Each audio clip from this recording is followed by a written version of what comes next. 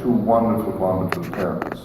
And so now we turn to God in this Mass to thank God, because that's what the word Eucharist means. It's a Greek word, Eucharistan, to give thanks.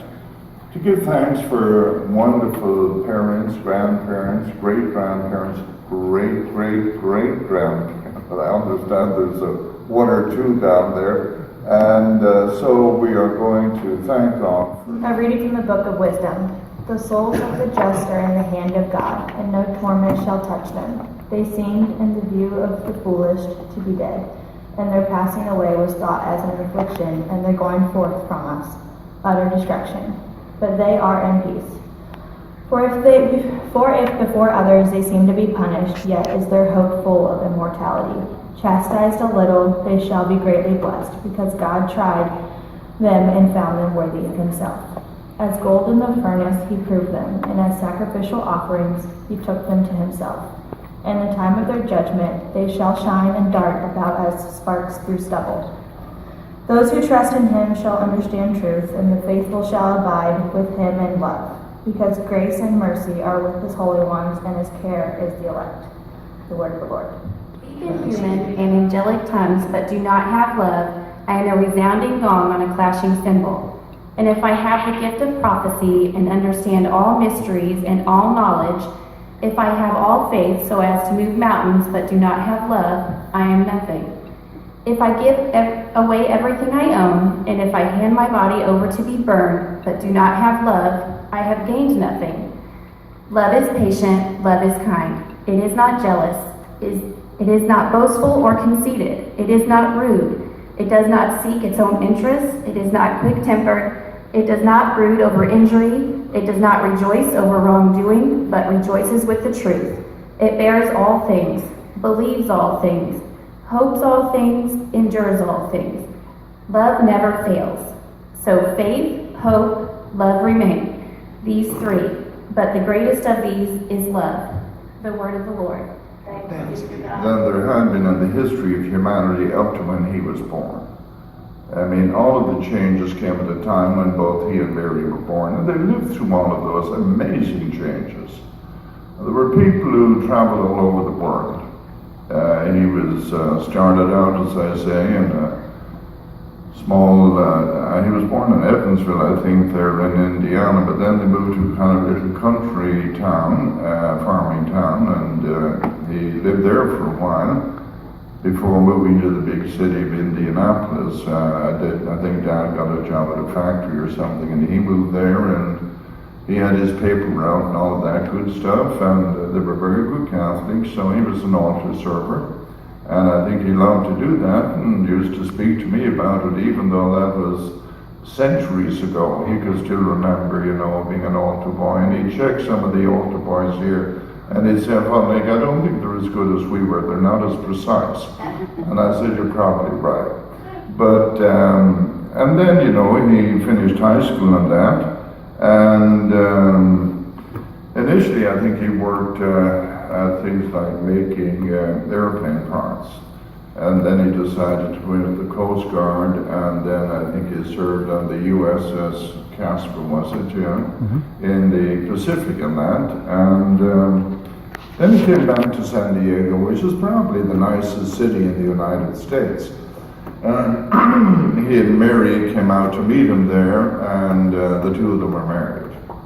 And they were married, I think, for in excess of 72 years or something like that. That's amazing in this day and age.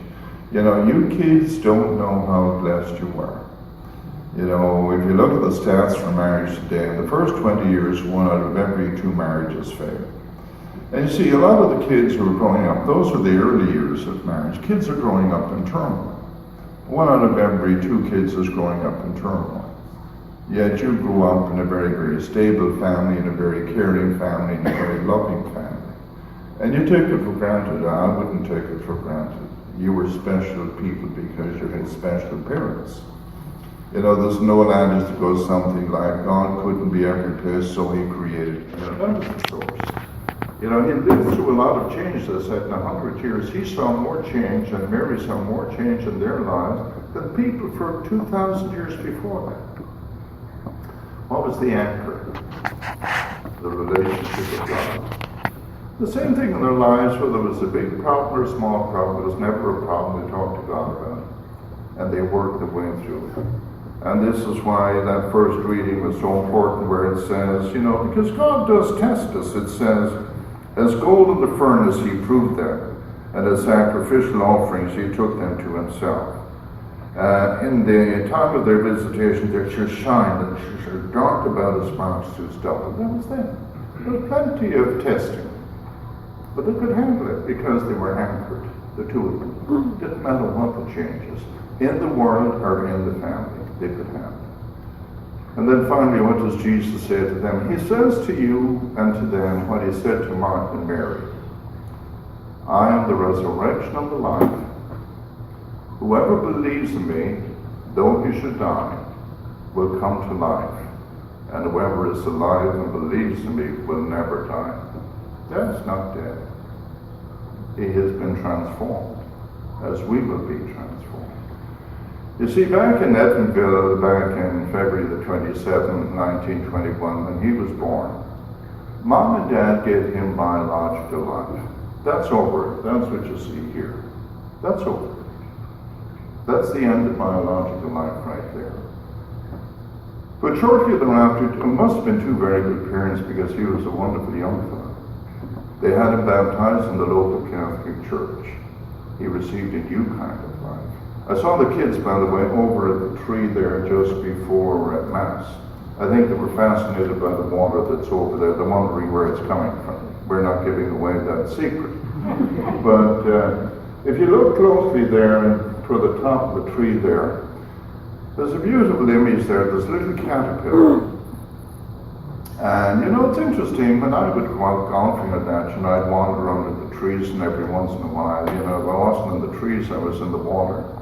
Baptizing my golf ball 3 or 4 times every round of golf I played.